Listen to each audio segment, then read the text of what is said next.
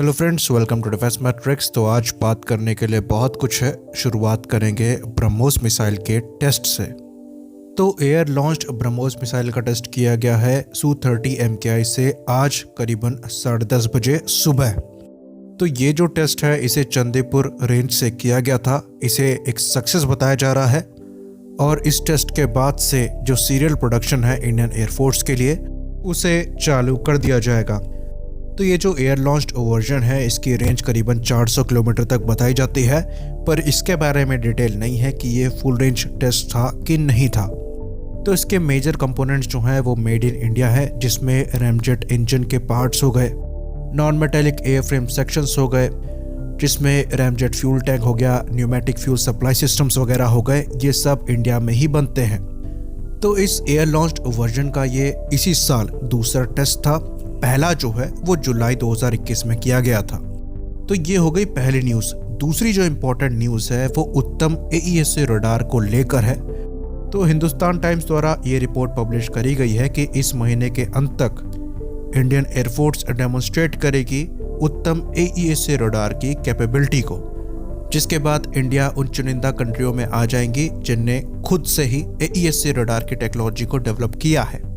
तो रिपोर्ट में ये चीज़ बताई गई है कि इस रडार में करीबन 95% इंडिजिनस कंपोनेंट्स हैं और पूरे रडार में खाली एक ही सब सिस्टम ऐसा है जिसको इंपोर्ट किया गया है। तो रडार की कैपेबिलिटी की बात करें तो कहा जाता है कि ये 50 टारगेट को ट्रैक कर सकता है और 100 किलोमीटर में करीबन 4 टारगेट को एक ही बार में इंगेज कर सकता है।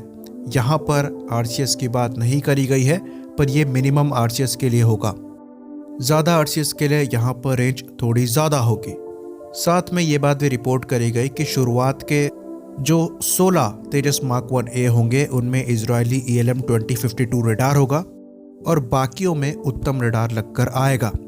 तो इस रडार की जो टेस्टिंग है वो 2 तेजस एयरक्राफ्ट और एक हॉकर सिडली 800 एग्जीक्यूटिव जेट पे चल रही थी और इसको करीबन 250 घंटे तक टेस्ट किया गया है।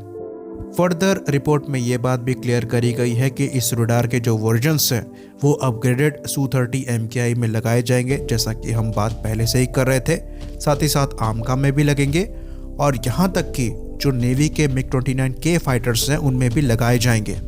बाकी रिपोर्ट्स में एयरफोर्स के MiG-29 की बात नहीं कही गई है, पर चांसेस ये भी हैं कि उनके भी अपग्रेड में इन रडार को यूज़ किया जाए।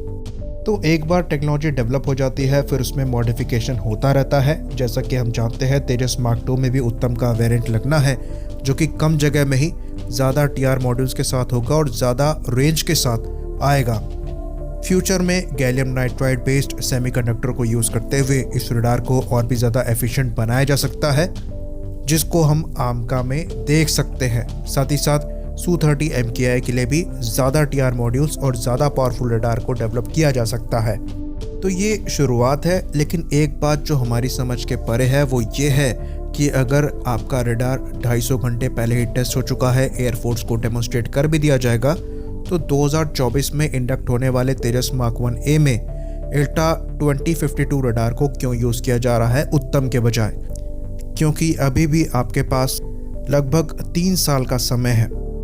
तो ये शुरुआती 16 एयरक्राफ्ट के लिए है जो कि 1 साल में डिलीवर कर दिए जाएंगे अगर प्रोडक्शन रेट जो है वो तब तक बढ़ा लिया जाता है।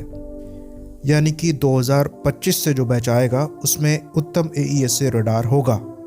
खैर, ये डेवलपमेंट काफ़ी इम्पोर्टेंट है और इसके डिफरेंट वेरिएंट की जो प्रोग्रेस है उस पर नज़र बनाकर रखनी होगी।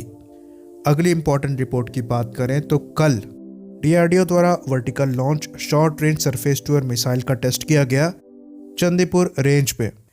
तो ये एक सक्सेसफुल टेस्ट था जिसमें इस मिसाइल ने एक इलेक्ट्रॉनिक टारगेट को लो एल्टीट्यूड में हिट किया। तो ये शॉर्ट रेंज में एयर डिफेंस के लिए मिसाइल बनाई गई है जिसकी मैक्सिमम रेंज 30 से 40 किलोमीटर तक बताई जाती है। ये अस्त्र एयर टू एयर मिसाइल पर बेस्ड है और फ्यूचर में इसको हमारे डिस्ट्रॉयर्स में लगाया जा सकता है, जो कि हमारे फ्रिगेट्स डिस्ट्रॉयर्स की एयर डिफेंस कैपेबिलिटी को काफ़ी ज़्यादा बेटर बना देगा और इनको भी वर्टिकल लॉन्चिंग सिस्टम से लॉन्च किया जा सकता होगा। बाकी रिकॉर्डिंग के दौरान एक काफ़ी दुखद न्यूज़ जो है वो सामने आई है। एक हेलीकॉप्टर क्रैश हुआ है आर्मी का तमिलनाडु के कुन्नूर में और इस हेलीकॉप्टर क्रैश में हमारे chief of defence staff general Bipin Rawat भी थे। तो अभी इस पे बाकी रिपोर्ट आना बाकी है, तो अभी से यहाँ पर कोई अजम्पशन करना ठीक नहीं है। इसी बात पर इस वीडियो को ख़त्म करेंगे। जय हिंद।